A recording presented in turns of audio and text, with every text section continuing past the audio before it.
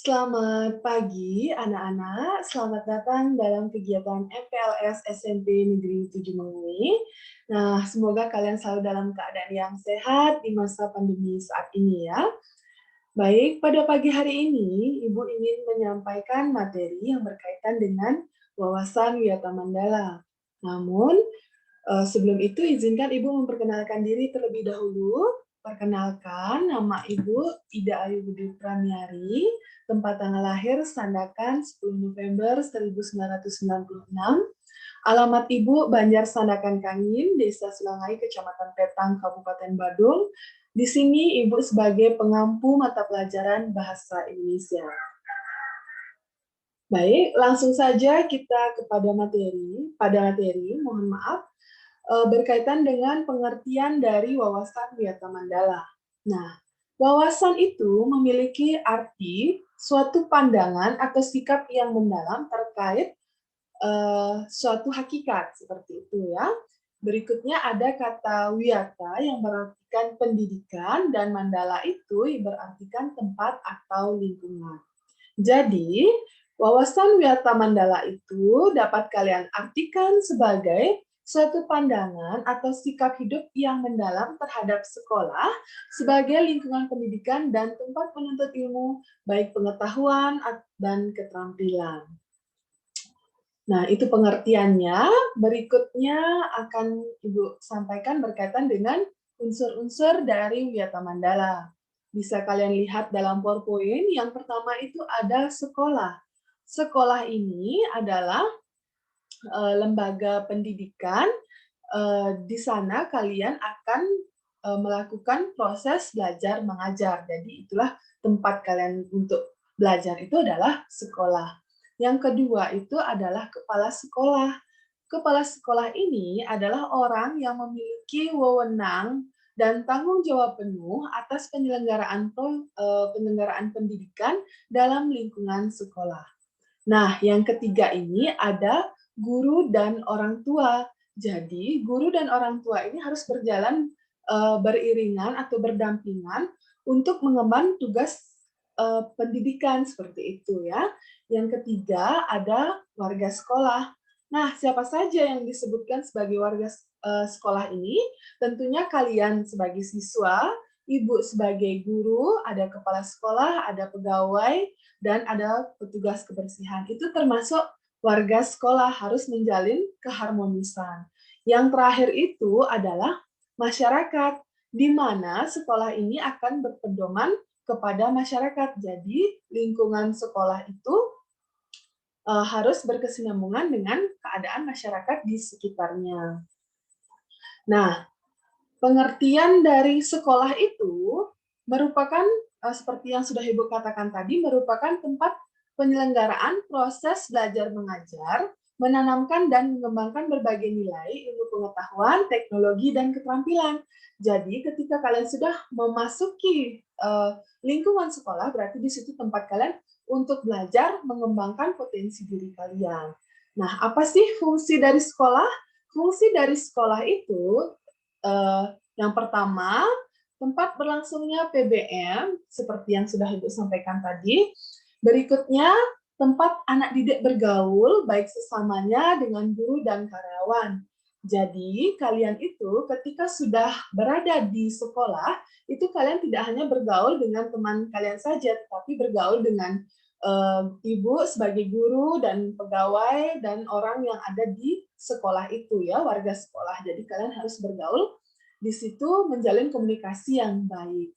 Yang poin 3, tempat anak didik belajar mentaati peraturan sekolah. Jadi, setiap sekolah itu pasti memiliki tata tertib sekolah. Jadi, itu yang harus kalian patuhi. Berikutnya, fungsi sekolah itu mempersiapkan anak didik, tentunya kalian ya, untuk menjadi anggota masyarakat yang berguna bagi agama, bangsa, dan negara. Nah, berikutnya ada prinsip sekolah. Sekolah itu kan menjadi suri teladan bagi kehidupan masyarakat sekitarnya ya, serta mampu mencegah masuknya sikap dan perbuatan yang menimbulkan pertentangan. Nah, untuk itu sekolah memiliki prinsip-prinsip sebagai berikut. Yang pertama itu, sekolah sebagai wadah atau lembaga yang memberikan bekal hidup. Yang kedua, sekolah sebagai institusi tempat peserta didik belajar di bawah bimbingan pendidik. Jadi di sekolah kalian tidak hanya dididik secara intelektual, secara pengetahuan, tapi kalian juga dididik dengan mengasah keterampilan kalian juga ya. Ketiga, sekolah sebagai lembaga dengan pelayanan yang adil dan merata. Nah, kalian di sini ketika sudah masuk ke SMP Negeri 7 Mengui, itu dari sekolah itu akan melakukan pelayanan yang adil dan merata bagi kalian, tidak melihat secara ekonomi, tidak melihat secara fisik seperti itu, hak dan kewajiban kalian peroleh itu dengan sama rata ya. Nomor 4, sekolah ini sebagai lembaga pengembangan bakat dan minat siswa. Jadi, di sekolah itu ada nantinya ekstrakurikuler yang kalian bisa ikuti. Misalnya kalian memiliki bakat untuk menari, ataupun bisa kalian di bidang olahraga, seperti itu silahkan ikuti ekstra tersebut untuk mengembangkan bakat dan minat kalian. Kelima, sekolah sebagai wahana pengembangan sikap dan watak. Jadi sekolah itu tidak hanya memberikan kalian materi-materi yang berkaitan dengan pembelajaran, tetapi juga membina dalam sikap disiplin, jujur, tanggung jawab, seperti itu ya. Tidak hanya berkaitan dengan materi saja, tetapi pengembangan sikap dan watak juga perlu diasah di sekolah, seperti itu. Berikutnya, ada penggunaan sekolah. Sekolah ini sebagai suatu lembaga pendidikan yang diperuntukkan sebagai tempat proses kegiatan belajar mengajar. Nah, maka dari itu, di sekolah ini tidak diperbolehkan dijadikan sebagai tempat yang pertama, ajang promosi atau penjualan produk-produk perniagaan yang tidak berhubungan dengan pendidikan, itu tidak diperbolehkan. Yang kedua, sekolah merupakan lingkungan bebas rokok bagi semua pihak. Nah, ini sudah tentunya kalian tidak boleh merokok ya. Guru-guru pun atau warga sekolah yang lainnya tidak boleh merokok di lingkungan sekolah karena sekolah itu merupakan tempat bebas dari asap rokok. Yang ketiga, penyebaran aliran sesat atau penyebar luasan aliran agama tertentu yang bertentangan dengan undang-undang itu juga tidak diperbolehkan ya. Yang keempat, propaganda politik ataupun kampanye itu tidak diperbolehkan di sekolah karena itu akan menimbulkan adanya perselisihan nanti ya, itu tidak diperbolehkan. Yang poin kelima itu syuting film atau sinetron tanpa seizin pemerintah daerah itu tidak diperbolehkan karena akan dapat mengganggu proses belajar mengajar di sekolah.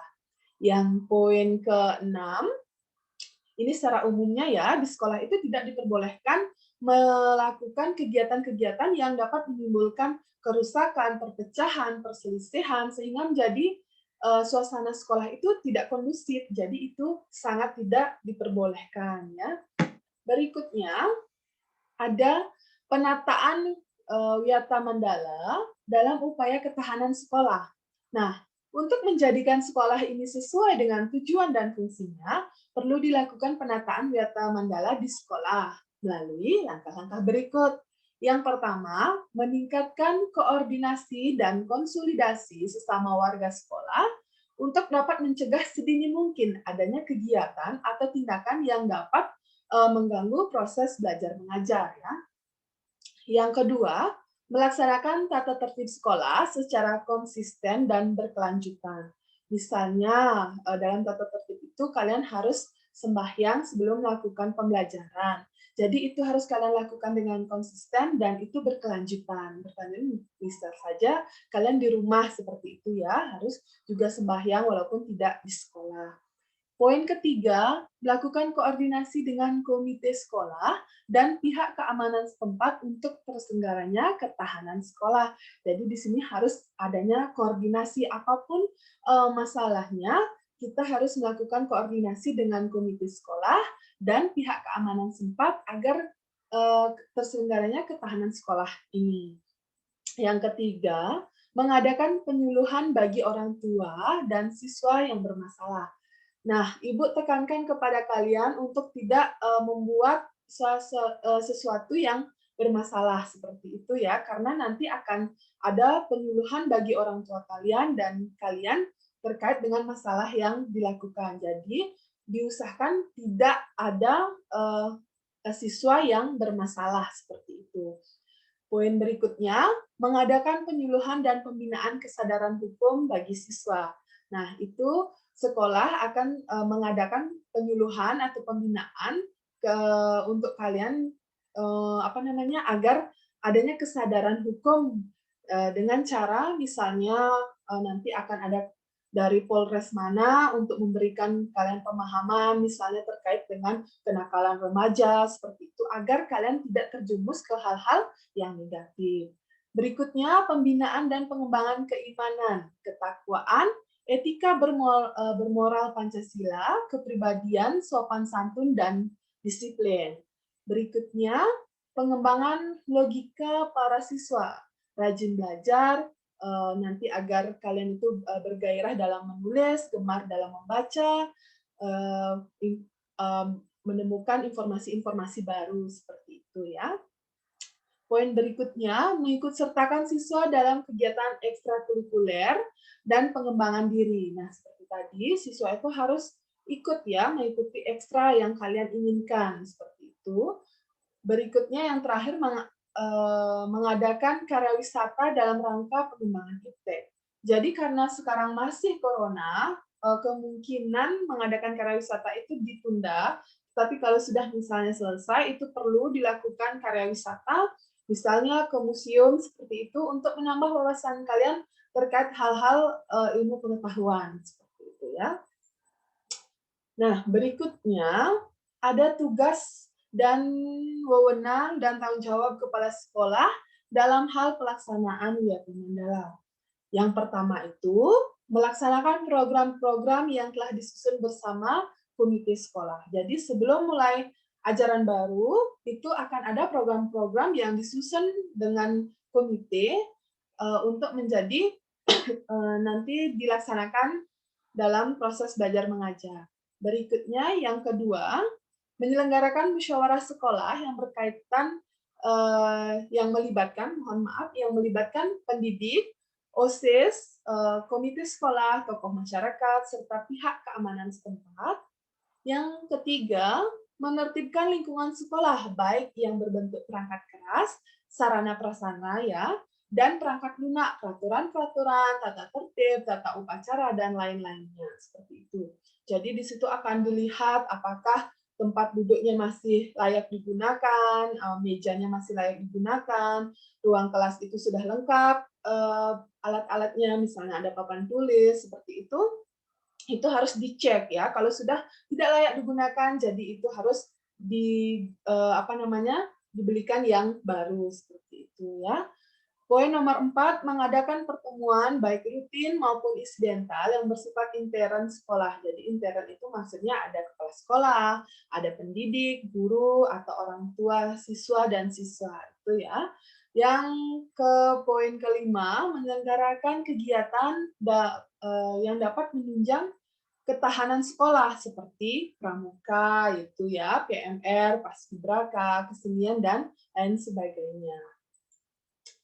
Nah, berikutnya ada mekanisme dalam pelaksanaan Wiyata Mandala. Yang pertama itu adalah tahap preventif ya, mengupayakan dulu agar tidak timbul peluang-peluang yang dapat memungkinkan terjadinya kasus-kasus di sekolah melalui antara lain yang pertama memelihara sekolah dan lingkungan sekolah serta menciptakan kebersihan dan ketertiban agar siswa merasa nyaman dan menyenangkan dan tidak ada tempat tertentu yang dijadikan siswa untuk hal-hal yang negatif. Jadi di sini tugas kita bersama seperti itu mengelola ke lingkungan sekolah agar terlihat asri, nyaman, bersih, agar kita tidak terganggu melakukan sesuatu di sekolah ya. Seperti itu. Yang kedua, menciptakan suasana yang harmonis antara pihak pendidik, ibu ya sebagai guru, staf, dan kalian sebagai siswa, serta penduduk di sekitar sekolah. Jadi harus menciptakan suasana yang harmonis, misalnya dengan berkomunikasi, misalnya dengan bertegur sapa, seperti itu ya. Itu sudah menunjukkan keharmonisan kita menjadi warga sekolah. Gitu. Yang poin ketiga, membentuk jaringan-jaringan pengawas atau kontrol dan razia terhadap siswa di lingkungan sekolah. Jadi harus ada pengawasan atau kontrol. Nah, di sini biasanya ada guru BK seperti itu, dan kami juga, Ibu sebagai guru atau misalnya wali kelas, itu akan melakukan pengawasan atau kontrol, memberikan pengertian kepada kalian. Misalnya, kalau udah tatap muka ya, misalnya menggunakan ke sekolah, menggunakan seragam yang tidak sesuai seperti itu bisa dikontrol seperti itu ya. Berikutnya, poin D, menghilangkan bentuk-bentuk perpeloncoan pada saat MPLS. Nah, seperti saat ini, MPLS itu tidak ada yang namanya perpeloncoan seperti itu. Yang ada, memberikan informasi-informasi yang berkaitan dengan pendidikan dan hal-hal yang positif seperti itu ya. Jadi tidak ada perpeloncoan seperti dahulu-dahulu itu ada perpeloncoan. Jadi sekarang itu dihindari adanya perpeloncoan seperti itu ya. Berikutnya, mengisi jam-jam kosong dengan pelajaran atau kegiatan ekstra lainnya. Ketika kalian nanti ada jam kosong seperti itu, usahakan kalian mencari kegiatan-kegiatan ekstra kalian seperti itu ya, agar terisi, agar tidak ada jam kosong ketika kalian di sekolah. Berikutnya, meningkatkan kegiatan ekstrakurikuler pada masa awal atau akhir semester dan masa liburan di sekolah. Seperti itu. Jadi kalian itu nanti akan ada jeda semester, di situ kalian menunjukkan bakat kalian ya. Apapun itu, misalnya kalian bisa olahraga di bidang voli, seperti itu. Disitulah nanti di jeda semester atau di masa liburan sekolah itu bisa kalian pergunakan dengan baik. Yang terakhir, peningkatan keamanan dan ketertiban, khususnya pada saat berangkat ataupun setelah selesai sekolah ya. Nah, tahap berikutnya yaitu tahap represif, upaya untuk menindak siswa yang telah melanggar peraturan-peraturan tata tertib sekolah. Upaya represif ini seperti yang pertama, mendamaikan para pihak yang terlibat perselisihan. Misalnya gitu ya, kalau ada perselisihan itu harus dari sekolah dulu intern itu mendamaikan supaya tidak ada perselisihan. Berikutnya, menetralisir isu-isu yang berkembang dan mencegah timbulnya isu-isu baru ya. Jadi harus bisa kita itu menetralisir isu-isu yang misalnya tidak baik didengar itu untuk ditanggulangi agar tidak timbulnya isu-isu baru nantinya ya jika ada isu. Berikutnya, poin C, berkoordinasi dengan pihak keamanan apabila terdapat pihak luar sekolah yang melanggar keamanan, ketertiban, dan perbuatan kriminalitas di lingkungan sekolah. Itu tidak diperbolehkan ya. Berikutnya, poin D, menyelesaikan kasus secara hukum terhadap kasus yang melibatkan pihak luar, seperti itu. Berikutnya, poin E, mengadakan bimbingan dan penyuluhan, dan yang terakhir itu memberikan sanksi sesuai tata tertib yang berlaku. Jadi, Ibu harapkan kepada kalian untuk tidak melakukan hal-hal yang negatif yang dapat kalian Ibu harapkan kalian itu tidak melakukan hal-hal yang negatif yang berkaitan dengan hukum ataupun tidak ya. Itu karena ada sanksi tertentu nanti sesuai dengan hal-hal yang dilakukan tersebut. Nah, yang terakhir itu ada peran siswa dalam wawasan Wiyata Mandala. Yang pertama itu, siswa harus mengikuti pembelajaran dengan baik ya. Siswa itu harus mengikuti pembelajaran dengan baik. Ketika ada tugas, kerjakan agar tidak nanti menumpuk seperti itu ya. Misalnya kalian mengikuti ekstra, rajinlah kalian mengikuti ekstra untuk menambah ilmu atau pengetahuan kalian di bidang bakat yang kalian sukai. Berikutnya, yang kedua, siswa harus menjaga kebersihan, tidak merusak, patuh, dan tertib. Misalnya, kalau kelas kalian itu kotor, usahakan kalian menyapunya. Kan dalam kelas itu nanti ada piket, seperti itu ya, piket kebersihan. Itu harus membuat kelas kalian senyaman mungkin, ada tembok seperti itu, temboknya tidak usah dicoret-coret seperti itu ya, agar tidak merusak sarana dan prasarana. Jadi kalian itu patuh dengan tata tertib seperti itu ya.